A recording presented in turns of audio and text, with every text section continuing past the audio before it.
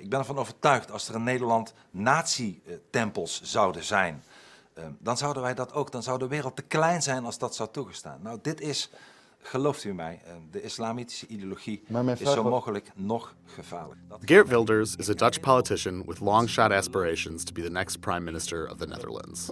The 53-year-old is known for his bottle blonde hair and far-right political views. He's considered one of the most stridently anti-Muslim politicians in Europe. The Dutch race on March 15th comes ahead of others in France, Germany, and elsewhere, and will likely be a big test of Europe's threshold for tolerance. Populists like Wilders have been fueled by nationalist appeals and hardline stances on immigration. No way you will not make the Netherlands home. The Netherlands is known to be one of the most socially liberal countries in Europe, and the local Muslim population is well assimilated. Still, Wilders' message that the influx of migrants, especially from Muslim countries, is a threat to Dutch and Western culture has resonated. He has the backing of a large part of the electorate.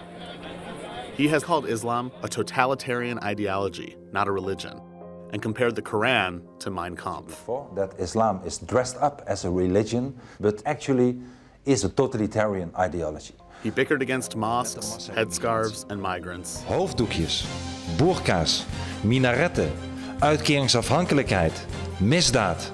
Het houdt maar niet op. And openly called Moroccans scum. There is a lot of Moroccan scum in Holland who makes the streets unsafe. In 2010, he spoke at Ground Zero to protest against the construction of a mosque there. A tolerant society like your city, New York, must defend itself against the powers of darkness. He has had to stand trial for inciting hatred and discriminating against Muslims. Twice. The first time, in 2010, he was acquitted. But 4 years later, he led a chant at one of his rallies in The Hague demanding fewer Moroccans. In deze stad en in Nederland. Meer of minder Marokkanen. And he was eventually found guilty of inciting discrimination, but not of hate speech. There has been plenty of pushback against Wilders, including at the United Nations. And I am angry too, because of Mr. Wilders' lies and half-truths, manipulations, and peddling of fear. And opposition party leaders insist Wilders doesn't represent the whole country.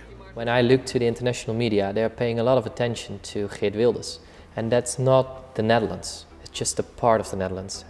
Wilders' one-page electoral program calls for closing borders for Muslims, shutting down mosques, and even banning the Quran. Most Dutch parties have already refused to form a coalition with the Party for Freedom, making it unlikely Wilders will enter the government. I would be Prime Minister today. But he has succeeded at one thing, setting the agenda for the electoral season.